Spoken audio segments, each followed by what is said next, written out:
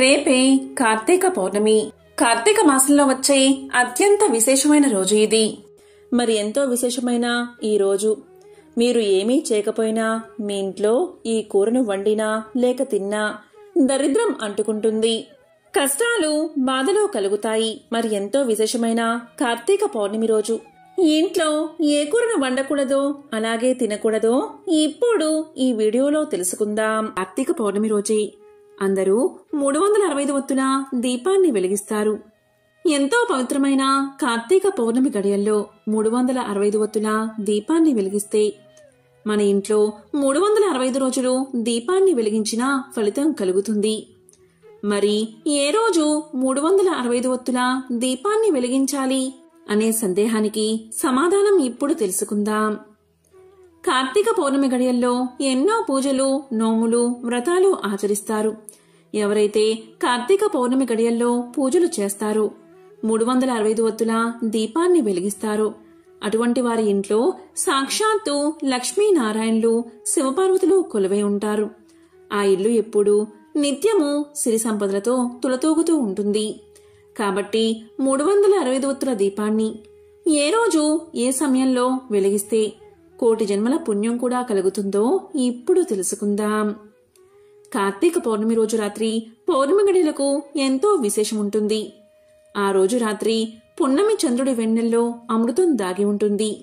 అలా ఉన్న సమయంలో మనం ఏం చేసినా కోటి జన్మల మహాపుణ్యం మనకు కలుగుతుంది. ఇలా రాత్రి సమయంలో ప్రకృతిలో కూడా నిద్రితమై ఉన్న కొన్ని శక్తులు యాక్టివేట్ అవుతాయి. ఆ శక్తులను మనం పొందాలి అంటే ఆ రోజు పౌర్ణమి గడియల్లో శివారాధన తప్పకుండా చెయ్యాలి. పౌర్ణమి చంద్రుడు ఉన్న సమయంలో వెన్నెల్లో గడపాలి. మన శరీరానికి వెన్నెల తగిలేలా చూసుకోవాలి. అలా చేస్తే అందులోని అమృతత్వం మన శరీరంలోకి ప్రవేశిస్తుంది. మరి ఇంతటి విశేషమైన రాత్రి పౌర్ణమి గడియలు ఏ రోజు ఉన్నాయో ఇప్పుడు తెలుసుకుందాం. ఎప్పుడైనా సరే కార్తీక పౌర్ణమి అంటే ఆ రోజు రాత్రి పౌర్ణమి గడియలు ఉండాలి. అలాగే కృతికా నక్షత్రం కూడా ఉండాలి. ఇలా కార్తీక పౌర్ణమి మరియు కృతికా నక్షత్రం కలిసిన అద్భుత సమయాన్ని కార్తీక పౌర్ణమిగా మన పురాణాలు చెబుతున్నాయి. మరి ఈసారి కృతికా నక్షత్రం మరియు పౌర్ణమి గడియలు ఏ రోజు ఏ సమయంలో ఉన్నాయో ఇప్పుడు చూద్దాం. ఇది తెలియాలంటే ముందుగా మనకు ఈసారి కార్తీక పౌర్ణమి తిథి గురించి తెలియాలి. నవంబర్ 4వ తేదీ కార్తీక పౌర్ణమి రాత్రి 10:36 మొదలై నవంబర్ 5వ తేదీ సాయంత్రం 6:48 ముగుస్తుంది. ఈ సమయంలో కార్తీక పౌర్ణమి గడియలు ఉన్నాయి. అదేవిధంగా ఈసారి కృతికా నక్షత్రం వచ్చేసి నవంబర్ 6వ తేదీ ఉదయం 6:34 నుంచి నవంబర్ 7వ తేదీ తెల్లవారుజామున 3:28 వరకు కృతికా నక్షత్రం ఉంది. ఇలా చూస్తే పౌర్ణమి గడియలు అలాగే కృతికా నక్షత్రం వేరే వేరే రోజుల్లో వచ్చాయి. అంటే పౌర్ణమి గడియలు ముగిసిన తర్వాత మరుసటి రోజు ఉదయం కృతికా నక్షత్రం వచ్చింది. ఇది అందరూ ఒక్కసారి గమనించండి. చాలా మంది కార్తీక పౌర్ణమిని కృతికా నక్షత్రాన్ని ఆధారంగా చేసుకుంటారు. మన పురాణాల ప్రకారం కృతికా నక్షత్రంతో కూడిన పౌర్ణమి అనేది ఈసారి రాలేదు. అంటే 2025వ సంవత్సరంలో రాలేదు. సాధారణంగా కార్తీక పౌర్ణమి అంటే నిండు పౌర్ణమి రోజు ఆచరిస్తాం. కాబట్టి మనం పౌర్ణమి తిథిని ఆధారంగా చేసుకుని ఈసారి కార్తీక పౌర్ణమిని చేసుకుంటే సరిపోతుంది. కొంతమంది నక్షత్రాన్ని ప్రామాణికంగా చేసుకుని జరుపుకుంటారు. ఎవరి ఇష్టం వారిది. కాబట్టి ఈసారి మనం కార్తీక పౌర్ణమి గడియలు చూస్తే నవంబర్ 4వ తేదీ రాత్రి 10:36 ప్రారంభమవుతుంది. రాత్రి మొత్తము కూడా పౌర్ణమి ఉంటుంది. కాబట్టి 365 ఒత్తుల దీపాన్ని వెలిగించేవారు నవంబర్ 4వ తేదీ రాత్రి 10:36 నుంచి రాత్రంతా ఏ సమయంలో అయినా వెలిగించుకోవచ్చు. కానీ నవంబర్ 5వ తేదీ సూర్యోదయంతో కలిసి పౌర్ణమి ఉంది. కాబట్టి నవంబర్ 5వ తేదీ యథావిధిగా ఉదయం తులారాశిలో బ్రహ్మ ముహూర్తంలో స్నానం చేసి ఉపవాసముండి నక్షత్ర దర్శనం తర్వాత చంద్రోదయం అయ్యాక మళ్లీ పూజ చేసుకుని 365 ఒత్తుల దీపాన్ని గుడిలో లేదా ఇంట్లో పౌర్ణమి గడియల్లో వెలిగించుకోవచ్చు. ఎంతో విశేషమైన కార్తీక పౌర్ణమి రోజు నదీ స్నానం చేస్తే అత్యంత పుణ్యఫలం లభిస్తుంది. అదేవిధంగా ఈరోజు సముద్ర స్నానాన్ని కూడా ఆచరిస్తారు. ఇంట్లో ఉండి కూడా సముద్ర స్నాన ఫలితాన్ని మీరు పొందాలి అంటే మీరు ఏమీ చేయక్కర్లేదు. ఈరోజు మీరు స్నానం చేసే ముందు చిటికెడు కల్లు ఉప్పును అంటే సముద్రపు ఉప్పును నీటిలో వేసుకుని ఆ నీటితో స్నానం చేయండి. ఇలా చేస్తే చాలా మంచిది. నవంబర్ 5వ తేదీ ఉదయం ఈ విధంగా స్నానాన్ని ఆచరించండి. ఈ రోజు మీరు ఇలా చేస్తే కార్తీక పౌర్ణమి స్నాన ఫలితం 100% మీకు లభిస్తుంది. ఈ రోజు సూర్యుడు తులారాశిలో ఉండగా అంటే తెల్లవారుజామున మీరు కార్తీక పౌర్ణమి స్నానాన్ని ఆచరించాలి. ఎందుకు తులారాశి సమయంలో కార్తీక పౌర్ణమి స్నానాన్ని ఆచరించాలి అంటే ఈ సమయంలో నీటిలో గంగాదేవి మరియు అగ్నిదేవుడు ఉంటారు. అలాగే సమస్త తీర్థదేవతలు కూడా ఈ సమయంలో నీటిలోనే ఉంటారు. ఈ సమయంలో స్నానం చేస్తేనే గంగాదేవి, అగ్నిదేవుడు, సమస్త తీర్థ దేవతలు మనం తెలిసి తెలియక చేసిన పాపాలను పోగొడతారు. అందుకే తులారాశి సమయంలో స్నానాన్ని ఆచరించాలి. అంటే ఈ రోజు నవంబర్ 5వ తేదీ సూర్యోదయం, బ్రహ్మ ముహూర్తం, తులారాశి సమయం, చంద్రోదయ సమయం మరియు పౌర్ణమి గడియలు ముగిసిన సమయం తెలిస్తే విషయం మీకు పూర్తిగా అర్థమవుతుంది. నవంబర్ 5వ తేదీ తెల్లవారుజామున మీరు లేచి అంటే మనం బ్రహ్మ ముహూర్తంలో స్నానం చేయాల్సిన తులారాశి సమయం తెలియాలి. ఈరోజు బ్రహ్మ ముహూర్తం సమయం వచ్చేసి తెల్లవారుజామున 4:26 నుంచి 5:16 వరకు ఉంది. ఈ బ్రహ్మ ముహూర్తంలో నిద్రలేచి కాలకృత్యాలు తీర్చుకుని స్నానం మాత్రం ఇంట్లో చేసేటప్పుడు చిటికెడు కల్లుప్పు వేసుకుని తులారాశిలో స్నానం చేయాలి. తులారాశి సమయం వచ్చేసి ఈరోజు తెల్లవారుజామున 4:50 నుంచి 6:59 వరకు తులారాశి సమయం ఉంది. ఈ సమయంలో సమస్త తీర్థదేవతలు, గంగాదేవి, అగ్నిదేవుడు నీటిలో కొలువై ఉంటారు. స్నానం చేసిన ప్రతి ఒక్కరి పాపాలను పోగొడతారు. కనుక తులారాశి సమయంలో తప్పకుండా స్నానాన్ని ఆచరించండి. 100% కార్తీక పౌర్ణమి స్నానాన్ని ఆచరించిన ఫలితాన్ని పొందండి. ఇక ఈరోజు అంటే నవంబర్ 5వ తేదీ సూర్యోదయ సమయం వచ్చేసి ఉదయం 6:06 ఉంది. ఇక స్నానం చేసి పూజ చేసుకుని శక్తి ఉన్నవారు ఉపవాసం ఉండండి. ఉపవాసం ఉన్నవారు కూడా వండని పదార్థాలు తినవచ్చు. అంటే పచ్చిపాలు, పళ్ళు, నిమ్మరసం ఇలాంటివి తీసుకోవచ్చు. వండిన పదార్థాలు తినకూడదు. అయితే ఇక్కడ ఒక సందేహం కలగవచ్చు. మరి గుడికి వెళ్తాం కదా, గుడిలో వండిన ప్రసాదాన్ని అంటే పులిహోర, దద్దోజనం వంటివి ప్రసాదంగా పెడతారు కదా, అవి వండిన పదార్థంలోకి వస్తుంది కదా, అవి తినకూడదా అని. గుడిలో పెట్టే ప్రసాదాలను ఎటువంటి సందేహం లేకుండా ఉపవాసం ఉన్నవారు కూడా తీసుకోవచ్చు. ఎందుకంటే ఆ ప్రసాదంలో దేవుడి శక్తి ఇమిడి ఉంటుంది. దాన్ని మీరు వద్దు అనకూడదు. ఇక ఉపవాసం ఉన్నవారు సమయాన్ని వృధా చేయకుండా కార్తీక పురాణం, అలాగే శివుడి పాటలు, విష్ణుమూర్తి పాటలు, పురాణ కథలు వింటే చాలా మంచిది. ఇక ఉపవాసం ఉన్నాక సాయంత్రం నక్షత్ర దర్శనం తర్వాత అంటే చంద్రోదయ సమయం తర్వాత, ఇక చంద్రోదయ సమయం వచ్చేసి సాయంత్రం 5:18 అవుతుంది. ఈ సమయంలో మీరు మళ్లీ పూజ చేసుకుని పౌర్ణమి గడియల్లోపు అంటే ఈరోజు సాయంత్రం 6:48 తిరిగి 365 ఒత్తుల దీపాన్ని వెలిగించి ఆ తర్వాత ఉపవాసం ఉన్నవారు ఆహారం తినవచ్చు. ఇక్కడ ప్రతి ఒక్కరూ ఒకటి గుర్తు పెట్టుకోండి. కార్తీక పౌర్ణమి గడియలు వెళ్లిపోకముందే అంటే 6:48 ముందే 365 ఒత్తుల దీపాన్ని వెలిగిస్తేనే 100% పూజా ఫలితం మీకు దక్కుతుంది. ఈ సమయం తర్వాత వెలిగిస్తే ఎటువంటి ఫలితమూ ఉండదు. మీకు అద్భుత ఫలితం కలగాలి అంటే సాయంత్రం 6:48 దీపాన్ని వెలిగించడానికి ప్రయత్నించండి. మనం నిత్యం పనుల్లో ప్రతిరోజు దీపారాధన చేయడం కుదరకపోవచ్చు. అందుకే ఈ కార్తీక పౌర్ణమి రోజు ఇలా 365 ఒత్తుల దీపాన్ని వెలిగించి 365 రోజులు దీపాన్ని వెలిగించిన ఫలితాన్ని పొందండి. ఇలా సంవత్సరం మొత్తం దీపారాధన వెలిగించిన ఫలితం మీరు పొందాలి అంటే నవంబర్ 5వ తేదీ సాయంత్రం 6:48 దీపాన్ని వెలిగించండి. పున్నమి కాంతి ఒంటికి తగిలితే సమస్త దోషాలు మన ఒంటి నుండి తొలగిపోతాయి. నరదృష్టి తొలగిపోతుంది. అఖండ ఐశ్వర్యం కలుగుతుంది. అలాగే ఈ గడియల్లో బకెట్లో నీళ్లు ఉంచి దాన్ని చంద్రుడి వెలుగులో పెట్టి గంట తర్వాత ఎవరైతే స్నానం చేస్తారో వారి ఒంట్లోకి అమృతం వస్తుందని పురాణ వచనం. ఎందుకంటే కార్తీక పౌర్ణమి రోజు రాత్రి పౌర్ణమి గడియల్లో పున్నమి కాంతుల్లో అమృతం ప్రసరిస్తుంది. అది కేవలం నీరు మాత్రమే ఎక్కువగా గ్రహిస్తుంది. అలా ఈ పున్నమి కాంతిలో నీరు ఉంచి దాంతో స్నానం ఎవరైతే చేస్తారో వారి ఒంట్లోకి అమృతం ప్రవేశించి తెలియని దైవక శక్తి వారి ఒంట్లోకి ప్రవేశించి ఎంతో ఆరోగ్యాన్ని కలిగిస్తుందని పురాణ గ్రంథాలు చెప్తున్నాయి. పూర్వం మన పూర్వీకులు పల్లెటూరుల్లో కార్తీక పౌర్ణమి రోజు అందరూ స్నానం చేసి ఎన్నో అద్భుత ఫలితాలను పొందేవారు.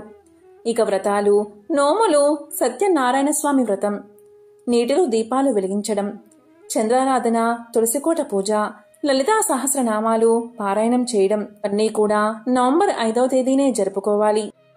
365 ఒత్తులను మీరు కొండం కన్నా ఇంట్లో విభూదిని ఉపయోగించి మీ ఇంట్లో ఉండే పత్తితోనే మీ చేతులతో స్వయంగా చేసుకోవాలి. కొనను పైకి ఉంచి కింది భాగాన్ని కిందికి వచ్చేలా చూసుకుని దీపాన్ని వెలిగించాలి. అంతేకాని వత్తిని తలకిందులుగా వెలిగిస్తే అస్సలు ఉపయోగముండదు. మీరు ఇంట్లో వత్తులను తయారు చేసుకుని అంటే 120, 120, 125 ఇలా ఒత్తులను తయారు చేసుకుని వాటన్నిటినీ ఒక కట్టగా కట్టి అంటే 3 కలిపితే 365 వత్తులు అవుతాయి. ఈ 365 ఒత్తులను ఆవు నేతిలో ముంచాలి. అంటే వెలిగించడానికి గంట ముందే ఆవు నేతిలో నానబెట్టుకుని తరువాత తీసి 365 ఒత్తుల దీపాన్ని వెలిగించాలి. మాసంలో ప్రతి ఇంట్లో కూడా దీపాలు వెలుగుతూ ఉంటాయి. శివాలయాల్లో దీపోత్సవం ఎంతో వైభవంగా జరుగుతూ ఉంటుంది. ప్రతిరోజు కూడా శివాలయంలో దీపాన్ని ఈ కార్తీక మాసంలో వెలిగిస్తే ఎంతో పుణ్యఫలం దక్కుతుందని భక్తుల నమ్మకం. అలాగే కార్తీక మాసంలో ప్రత్యేకమైన రోజుల్లో కార్తీక సోమవారం, అలాగే ఏకాదశి, ద్వాదశి, కార్తీక పౌర్ణమి ఇలాంటి ముఖ్యమైన రోజుల్లో 365 ఒత్తుని వెలిగిస్తూ ఉంటారు. ఇలా వెలిగించడం వల్ల ఎంతో శ్రేయస్సు, అలాగే ఎంతో పుణ్యం కలుగుతుందట. అదేవిధంగా దీపదానం చేయడం వల్ల కూడా ఎన్నో విశేష ఫలితాలు కలుగుతాయని సాక్షాత్తు విష్ణువు బ్రహ్మకు తెలియజేశాడు. ఆధ్యాత్మిక పరంగా ఆరోగ్యప్రదమైన మాసం కార్తీక మాసం. దీపంజ్యోతి మహేశ్వరః అని తలుచుకుంటూ సంధ్యా దీపం నమోస్తుతే అని భావించి దీపారాధనకు నమస్కారం చేయాలి. ఉదయం తెల్లవారుజామునే స్నానాలు ఆచరించి దీపాలు వెలిగించాలి. రాగి ప్రమిదలో నువ్వుల నూనెతో దీపం వెలిగిస్తే సర్వరోగాలు, దోషాలు నశిస్తాయి. స్టీలు కుందుల్లో అస్సలు దీపారాధన చేయకూడదు. దీపారాధన సమయంలో ప్రమిదల్లో నూనె పోసిన తర్వాతనే ఒత్తులు వేసి వెలిగించాలి. ప్రమిదల్లోని ఒత్తులు అగ్గిపులతో వెలిగించడం కన్నా ముందుగా ఏకహారతిలో కర్పూరం వెలిగించి కర్పూరంతో ఒత్తులు వెలిగించాలని శాస్త్రాలు చెబుతున్నాయి. దీపారాధన చేసేందుకు శనగ నూనెను ఎట్టి పరిస్థితుల్లో కూడా వాడకూడదు. దీపారాధన అస్సలు చేయకూడదు. మట్టి ప్రమిదలో దీపారాధన చేస్తే ఇంట్లోకి దుష్టశక్తులు రావని ప్రగాఢ విశ్వాసం. అమ్మవారి ముందు బియ్యం పోసి దానిమీద వెండి కుందిలో దీపారాధన చేసి తెల్ల కలువపూలతో పూజిస్తే తెలివితేటలు, సంపాదన పెరుగుతాయి. కార్తీక మాసంలో ప్రత్యేకమైన రోజుల్లో 365 ఒత్తును వెలిగిస్తూ ఉంటారు. కానీ కొంతమంది తెలియక కొన్ని పొరపాట్లు చేస్తూ ఉంటారు. ఆ పొరపాట్ల వల్ల వాళ్ళకి వెలిగించిన ఫలితం అయితే దక్కదు, పైగా ఇంకా పాపం చుట్టుకుంటుంది. 365 ఒత్తులు వెలిగించేటప్పుడు తీసుకోవాల్సిన జాగ్రత్తలు తెలుసుకుందాం. 365 ఒత్తులను సంవత్సరం పొడుగునా మనం దీపారాధన చేయకపోతే 365 ఒత్తులను కార్తీక మాసంలో ఏదైనా విశేషమైన రోజున వెలిగిస్తే అంతే పుణ్యఫలం లభిస్తుందని మన పండితులు సూచిస్తున్నారు. ఈ 365 ఒత్తిని ఇంట్లో కానీ, తులసికోట దగ్గర కానీ, దేవాలయంలో కానీ వెలిగించాలి. ఈ 365 ఒత్తులను మనమే స్వయంగా తయారు చేసుకోవాలి. ఇలా చేసిన తర్వాత ఆవు నేతిలో వాటిని మనం ఉదయం వెలిగించుకున్నాం అనుకుంటే సాయంత్రం వేళలోనే ఆవు నెయ్యిలో వాటిని ముంచాలి. అలా వెలిగించిన 365 ఒత్తిని తులసికోట దగ్గర కానీ, లేకపోతే దగ్గరలో ఉన్న దేవాలయంలో, ఎక్కడైనా శివాలయంలో వెలిగిస్తే చాలా మంచిది. ముందుగా మనం పూజ చేసుకునే ప్రదేశంలో శుభ్రంగా కడిగి దాని మీద వరిపిండితో అష్టదళ పద్మం ముగ్గు వెయ్యాలి. ఆ పద్మంపై పసుపు, కుంకుమ, అక్షింతలతో అలంకరణ చేసుకుని దానిపై పసుపు వినాయకుణ్ణి తమలపాకుపై పెట్టాలి. ముందుగా పసుపు గణపతి ముందు దీపాన్ని హారతితో లేదా అగరబత్తితో వెలిగించాలి. దీపానికి కుంకుమ బొట్లు పెట్టి పువ్వులు కూడా పెట్టాలి. ముందుగా పసుపు వినాయకుణ్ణి ఆవాహన చేసి వస్త్రం, యజ్ఞోపవీతం, గంధం, పసుపు, కుంకుమ, అక్షింతలతో పూజించాలి. ధూపం చూపించిన తర్వాత దీపాన్ని కూడా చూపించి బెల్లాన్ని నైవేద్యంగా సమర్పించి తాంబూలం కూడా సమర్పించాలి. తరువాత కర్పూర హారతి ఇచ్చి మంత్ర పుష్పం చెప్పుకుని అక్షింతలు, పూలు వినాయకుడిపై వేసి ఆత్మ ప్రదక్షిణ చేసి ఆ అక్షింతలను స్వామివారిపై వేసి వినాయకుడి దగ్గర ఉన్న అక్షింతలను మన తలపై వేసుకోవాలి. అలాగే కుంకుమ బొట్టు కూడా పెట్టుకోవాలి. ఈ విధంగా వినాయకుడి పూజ చేసుకున్నాక 365 ఒత్తుల్లో వెలిగించాలి. ఒక తమలపాకు తీసుకుని దానిమీద కొద్దిగా పసుపు, కుంకుమ, అక్షింతలు వెయ్యాలి. వేసిన తర్వాత మట్టి ప్రమిదను తీసుకోవాలి. తరువాత 365 ఒత్తులను మట్టి ప్రమిదలో పెట్టిన తర్వాత దానిమీద చిన్న కర్పూరం బిళ్ళను ఉంచాలి. అలా కర్పూరం బిళ్ళను ఉంచితే దాన్ని వెలిగిస్తే అది ఎటువంటి ఆటంకాలు లేకుండా వెలుగుతూ ఉంటుంది. ఇలా 365 ఒత్తులు సిద్ధం చేసుకున్న తర్వాత పసుపు, కుంకుమ, అక్షింతలతో దీపాన్ని పూజించాలి. తరువాత ఏకహారతితో కాని అగరబత్తితో కాని దీపాన్ని వెలిగించాలి. అలా 365 ఒత్తు వెలిగించిన తర్వాత దానికి కూడా ధూపాన్ని చూపించాలి. ధూపాన్ని చూపించి బెల్లం ముక్కను కాని కొబ్బరికాయ, అరటిపళ్ళు, చలిమిడి, పానకం ఇలాంటివి నైవేద్యంగా సమర్పించుకోవాలి. తరువాత హారతి ఇవ్వాలి. మంత్రపుష్పం చెప్పుకోవాలి. సంకల్పం చెప్పుకోవాలి. ఈ విధంగా ఓం నమశివాయ అని కాని కార్తీక దామోదరాయ నమః అని చెప్పి తలుచుకుంటూ దీపాన్ని వెలిగించాలి. ఆ దీపం ఉన్నంతసేపు కూడా కార్తీక పురాణం చదివితే ఎంతో పుణ్యఫలం. తెలిసి తెలియక తప్పులు ఇలాంటివి ఎన్నో చేస్తూ ఉంటాం. కాబట్టి 365 ఒత్తులు వెలిగించేటప్పుడు ఈ నియమాన్ని తప్పనిసరిగా పాటించాలి. కొంతమంది రోజంతా ఉపవాసముండి సాయంత్రం వేళలో 365 ఒత్తులను వెలిగిస్తూ ఉంటారు. కుటుంబంలో ఉన్న వారందరూ కూడా 365 ఒత్తులను తప్పనిసరిగా వెలిగించాలి. ఎంతో విశేషమైన కార్తీక పౌర్ణమి రోజు ఎవరైనా సరే ఉపవాసముండి దైవానికి దగ్గరగా ఉండాలి. ఇక ఉపవాసం ఉండలేని వారు, అలాగే కుదరని వారు ఈ ఇంట్లో ఈ కూరను వండినా లేక తిన్నా అలాంటి వారికి 7 జన్మల దరిద్రం కలుగుతుంది. పద్మ పురాణం ప్రకారం కార్తీక పౌర్ణమి రోజు మరియు కార్తీక మాసంలో ఎట్టి పరిస్థితుల్లో కూడా మాంసాహారం తినకూడదు. అలాగే ఇంట్లో కోడిగుడ్డు, రొయ్యలు, మాంసాహారాన్ని అస్సలు వండకూడదు, అలాగే తినకూడదు. కార్తీక పౌర్ణమి రోజు ఇవి తినకూడదని పద్మపురాణం చెప్తుంది. ఒకవేళ ఇవి తింటే మరుజన్మలో పందులుగా జన్మిస్తారని శాస్త్రాలు పేర్కొంటున్నాయి. కనుక ఎవరూ కూడా ఈ రోజు మాంసాహారాన్ని ఇంట్లో అస్సలు వండకండి, అలాగే తినకండి. కార్తీక పౌర్ణమి రోజు మాంసాహారం తినకూడదు అని దాదాపు అందరికీ తెలుసు. కానీ ఇది ఒక్కటే కాదు.